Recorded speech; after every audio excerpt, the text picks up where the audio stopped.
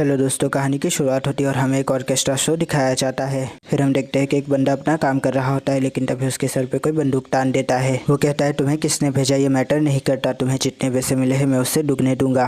फिर वो उसकी तरफ चेहरा घुमाता है, लेकिन हम देखते हैं कि वो इंसान हूबहू उसकी तरह दिख रहा होता है। वो ये देखकर चौंक जाता है। फिर हमें थोड़ी देर के लिए ऑर्केस्ट्रा का वही शो दिखाया जाता है। फिर हम देखते हैं कि उसका जिस्म वहीं पर गिरा पड़ा होता है। उसे मारने वाला इंसान आगे जाके एक गाड़ी में बैठ जाता है और वो अपने ऊपर लगा हुआ वो मास्क उतार देता है। वो खिड़की के शीशे पर अपने अक्स को देखता है। तभी उसे एक लड़की की आवाज़ सुनाई देती है कि क्या तुम उस तरह से चेहरा बना सकते हो। फिर वो चौंक जाता है और उसकी लट बाहर निकल जाती है। होटल इनह्यूमन्स में उसका इस्तकबाल किया जाता है। वो कहता है कि मुझे सूट बदलना है। सारा कहते हैं कि मर्क्यूरी कंपनी का बुलेट प्रूफ सूट। सही कहा ना। होशी कहता है कि अपना सामान मुझे दे दे, लेकिन तभी चाकू गिर के उसके हाथ पे लगने वाला होता है, लेकिन सारा उसे संभाल लेती है। वो कहता है कि मेरी चीज़ों का अच्छे से ध्यान रखेगा, जिस पर होशी कहता है हाँ बिल्कुल। सारा कहते हैं कि आप यहाँ पर साइन और अंगूठा कर दे, जिसके ऊपर वो चाकू से अपने अंगूठे को काट कर वहाँ पर अंगूठा कर देता है। हम देखते हैं कि होशी रॉक म्यूजिक सुन के पागलों की तरह उछल कूद कर रहा होता है, लेकिन तभी सारा उस म्यूजिक को बंद कर देती है। होशी कहता है कि सारा, मैंने तुमसे कितनी बार कहा है कि मुझसे पूछे बगैर म्यूजिक मत बंद किया करो। सारा कहती है कि ये भद्दी वाहियात टुकबंदी तुम्हें म्यूजिक लग रहा है। होशी कहता है कि म्यूजिक आपको चुस्त पुस्त और दुरुस्त रखता है और वो आत्मचिंतन में भी मदद करता है।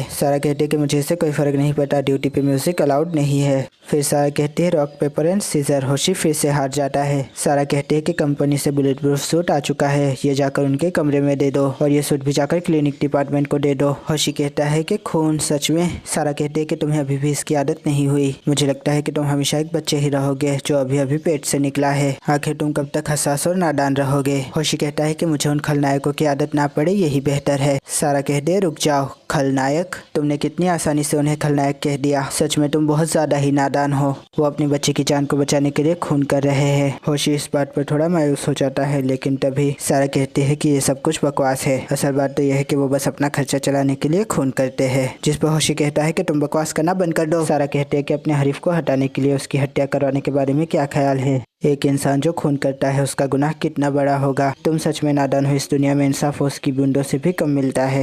यहाँ पर कोई भी खलनायक नहीं है, सारे के सारे मेहमान हैं। ये नौकरी इतनी मीठी नहीं कि आपको हर एक चीज़ पसंद आ जाए। एक ही चीज़ मीठी और पसंद आने वाली है, वो है कॉफ़ी। तभी होशी उन खून के धब्बों को देखकर फ्लैशबैक में चला जाता है। हमें बरसात में 2 खून से भीगे हुए हाथ दिखाए जाते हैं और दूसरी तरफ गिरे हुए चश्मे। होशी कहता है कि ये नौकरी मेरे लिए नहीं बनी है, जिस पर सारा कहते हैं तो तुम ये छोड़ क्यों नहीं देते, जिस पर वो कहता है कि मैं नहीं छोड़ सकता और मैं जानता हूँ कि तुम ये जानती हो। हमें फिर से ऑर्केस्ट्रा की झलक दिखाई जाती है। खूनी कहता है कि एक परफेक्ट खून क्या होता है। एक बहुत गहरी जांचबीन, पहले से तैयार किया हुआ मंसूबा, फिर एक्शन जो ना ज्यादा लंबा और ना ज्यादा छोटा हो। देखते ही देखते वो खाना पूरा कर लेता है और कोयलिया कुकू करने लगती है। उसकी बीवी कहती है कि आज भी एकदम टाइम पे खाना खत्म किया और अब वो सीधा बाथरूम में जाएगा अपने हाथ धोने। वो कहता है कि आज की सुबह परफेक्ट ओपनिंग ऑर्केस्ट्रा की तरह है। कंडक्टर के इशारे के साथ परफॉर्मेंस शुरू होती है। खून भी एक परफेक्ट ओपेरा ओपनिंग जैसा ही होता है। फर्क सिर्फ इतना होता है कि खून को सराहने के लिए लोग नहीं होते। किसी को भी इसके बारे में पता नहीं चलता, किसी को भी नहीं। लेकिन मेरी बीवी को इसके बारे में कुछ भी नहीं मालूम। उसकी बीवी कहती है कि खैरियत से जाना और कल क्या है तुम्हें मालूम है ना। जिस पर कहता है कि हाँ, हमारी 10वीं शादी की सालगिरह। उसकी बीवी कहती है कि एकदम सही कहा, एक परफेक्ट सेल्समैन ही ये सारी चीजें याद रख सकता है। वो कहता है कि सही कहा, मैं एकदम परफेक्ट तरीके से अपना काम करूंगा। तभी उसकी बीवी कहती है कि रुको जरा। वो पलटता है और वो उसका बोसा ले लेती है। वो कहती है कि अच्छे से काम करना, लेकिन वो बेचारा हक्का बक्का रह जाता है और उसकी लठ बाहर निकल जाती है। वो कहती है कि तुम तो चौंक गई, लेकिन तुम्हें चौंकना भी चाहिए। मैं 10 सालों में पहली बार तुम्हें ऐसे विदा कर रही हूँ। होशी कहता है कि आप दोनों कितने प्यारे हैं। मुझे अभी भी विश्वास नहीं हो रहा कि आप दोनों सरप्राइज प्लान कर रहे हैं एक दूसरे के लिए। मिस्टर कासे कहते हैं कि ये तुम्हारे करने की बात नहीं है।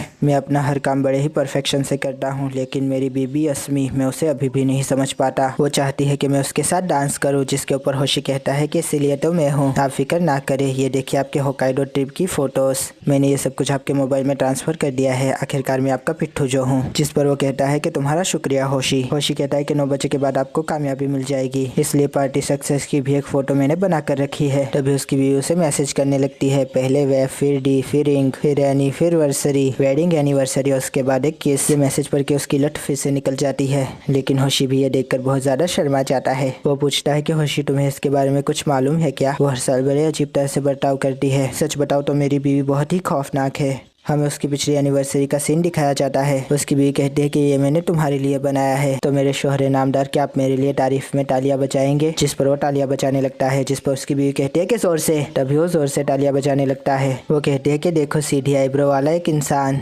इसके बाद एक घड़ी और प्यारी सी गोल आंखें। काशी कहता है उसको समझना मुश्किल ही नहीं नामुमकिन है। होशी कहता है कि सच में आपकी बीवी तो खौफनाक है। दूसरे दिन की सुबह होते और होशी सारा से बात कर रहा होता है। पता नहीं काशी अपनी खौफनाक बीवी के जाल से कैसे बचेंगे, लेकिन मुझे ऐसा लगता है कि उनसे बचने के लिए उन्होंने कोई ना कोई मंसूबा तो तैयार किया ही होगा। सारा कहते हैं कि अब तुम्हें थोड़ा बदलाव आ रहा है। पहले तुम भाड़े के खूनियों से नफरत करते थे, लेकिन अब तुम उनकी बातें करते हो। धीरे धीरे तुम्हारा जाविया तजुर्बा बदल रहा है। तुम्हारा नजरिया बदलना तो बहुत ही आसान है। होशी कहता है कि आखिर तुम्हारा मसला क्या है, आखिर तुम चाहती क्या हो मुझसे? सारा कहते हैं कि मैं तुमसे रिसर्च और डेवलपमेंट चाहती हूँ। फिर होशी सोचों में पड़ जाता है। होशी सोचता है कि ये इंसान परफेक्शन का भूखा है, मारने में भी ये परफेक्शन चाहता है और शायद इसीलिए ये उनके जैसा चेहरा बनाना पसंद करता है। मैंने इसमें काशी की सारी मालूमात लिख दी है। मुझे लगता है कि ये बातें मेरे जरूर काम आएगी। जिस पर सारा कहते हैं कि उस इंसान को एक परफेक्ट किल चाहिए और इसके लिए वो किसी भी हद तक गिर सकता है। होशी कहता है कि तुम्हें इतना ज्यादा नहीं सोचना चाहिए। फिर वो सामने देखने लगता है, कहता है कि सारा, क्या तुमने कभी वसीयत बनाई है? जिस पर सारा कहते हैं कि मेरे पास इतना वक्त नहीं है कि मैं तुम्हारे लिए वसीयत बनाऊं। होशी कहता है कि मैं अपनी बात नहीं कर रहा हूँ, मैंने मिस्टर काशी से बातचीत की जिसकी वजह से मेरे दिल में ये सवाल पनपा।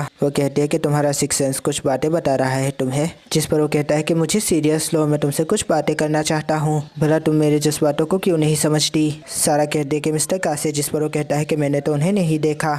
सारा कहते हैं कि उन्होंने अपना गेटअप चेंज किया है। जिस पर वो पूछता है तो तुमने उन्हें कैसे पहचाना? सारा कहते हैं कि उनके चलने के तरीके और जिस्मानी वजाहत से।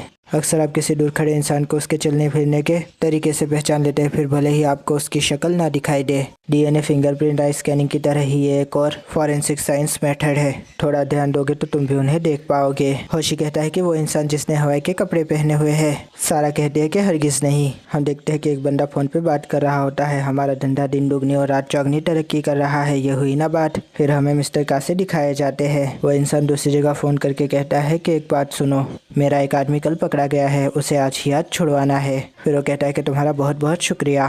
फिर वो लॉलीपॉप का रैपर निकाल के उसे चूसने लगता है। दरवाज़ा खोलते ही उसके सामने वो होता है, मतलब कि मिस्टर काशी। वो उसे देखकर हैरान हो जाता है। तभी मिस्टर काशी कहते हैं कि ये हुई ना बात। परफेक्ट कांजी शिमामोटो, उम्र 35 साल, यहाँ की नशावर चीज़ों की खरीदो फरोख्त का सरदार। तभी वो दरवाज़ा बंद करने चाहता है, लेकिन मिस्टर काशी अपना पैर अड़ा देते हैं। हमें एक ऑर्केस्ट्रा का सीन दिखाया जाता है। मिस्टर काशी कहते हैं कि तुम्हारी नशावर चीज़ों की लत ने यहाँ की नौजवान नस्ल को बर्बाद कर दिया है। तुम्हें तो बहुत सारे लोग मारना चाहते थे, वैसे मुझे उन लोगों के विचार पसंद आए, इसलिए मैंने उनका काम उठा लिया। वो दरवाज़ा बंद कर देता है और कहता है कि ऑफिस का दरवाज़ा अभी मत खोलना। फिर वो जाने लगता है और कहता है कि एक परफेक्ट खून, इसके लिए बहुत सारी चीज़ों को देखभाल कर चलाना पड़ता है। कहीं पर भी कोई छोटा सा सुराग छूट ना जाए, ये देखना पड़ता है। और इसी के साथ ये खत्म हुआ, परफेक्ट। तभी उसकी बीवी पीछे से आती है और कहती है कि जान। वो सोचता है कि अस्मीन, तुम यहाँ पर क्या कर रही हो? उसकी बीवी उसे देखकर हैरान हो जाती है और कहती है कि मुझे माफ़ कीजिएगा, मुझे लगा कि मेरे शौहर है। आप पीछे से हूबहू उनकी तरह लग रहे थे। लेकिन तभी वो गिरने लगती है और वो उसे संभाल लेता है। वो उसे एक लम्हे के लिए देखती है और फिर चौंक जाती है। वो कहती है कि आपका शुक्रिया, आपने मुझे संभाल लिया।